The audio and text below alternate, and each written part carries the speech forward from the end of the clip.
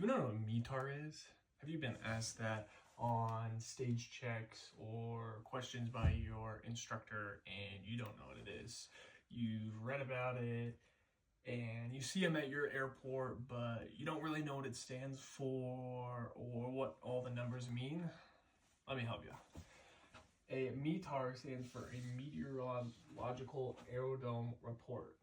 And most of you are probably thinking, what exactly does that mean? And in brief, it's a weather report for your guys' airport. We can go and do an example, work through it, and I can show you some examples. This will be one example at Denver and give you some advice on stuff you'll probably be asked at during your stage checks, end of course, check ride, that kind of thing. So let's get into it. The K is the identifier ICAO. Also includes DEN, which is the Denver Airport identifier. The K is what the ICAO gave. We kind of selected it for the US. Basically, all US airports are going to start with a K, unless they're a really small airport, maybe they're untowered, that kind of thing. But the rest of the airports will always start with a K. So it's just a US thing. And if you go up on your flight or whatever to Canada, you'll see that all of Canada start with a C because it's Canada. So next is 06, which is the day it was taken.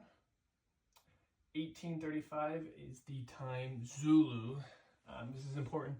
They're always reported in Zulu, not your time in your time zone. So just make sure you remember that. 09016 G22. So 090 is the wind direction, so it's coming from 090. 16 is the wind velocity, and G22 means that the winds are gusting up to 22 knots. 6 SM means 6 statute miles, so it's talking about the visibility that you can see at the airport.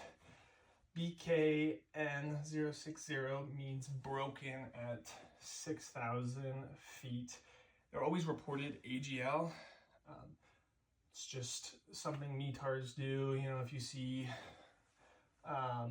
broken 002, it's talking about 200 feet. There's a broken layer 200 feet above the ground.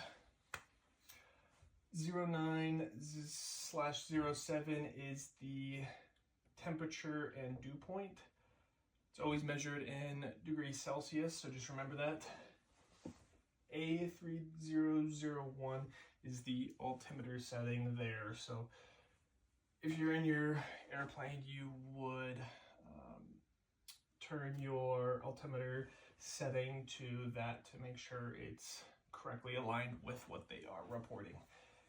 RMK, there can be a bunch of stuff listed after this in RMK. It means remarks, so they can go pretty in depth about what's going on there if it is the weather is crazy. AO2 means it's a automatic precipitation discriminator, so it can tell the difference. They have a it can tell the difference between hail, snow, frost, whatever, that kind of thing. It can just tell the different types of precipitation. One big thing, it's not listed here because METARs go pretty extensively in depth. You can have a specie METAR. There's a whole list on, you can look it up, basically what will qualify for a specie, and it's basically a special METAR. They only get issued if a significant weather change or event is happening. That's kind of why they have them. What I recommend, most of you probably know all what this says. You know, maybe some of you don't. I recommend going ChatGPT or ForeFlight. You know, going to ForeFlight and just looking around and finding different airports and just clicking them and reading them out to yourself. And if you don't know what it is, that's totally fine. It's a good opportunity to learn. You can search up a METAR decoder. You can also go back in the AIM, talks about a lot of the stuff that is listed in there. Not everything that you'll see in a METAR is listed in the AIM. That's why I've used the decoder multiple times. And one last big tip is during your stage checks or end of course or check ride, the DP or check instructors or whatever, they won't ask you a easy METAR.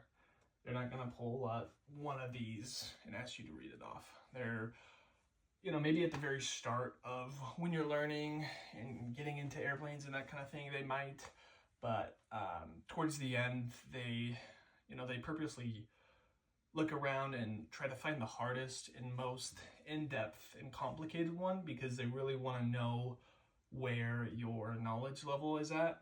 And they also want to know, oh, he doesn't know it, but he can find the answer in the AIM or through a decoder online, that kind of thing. So I practice these.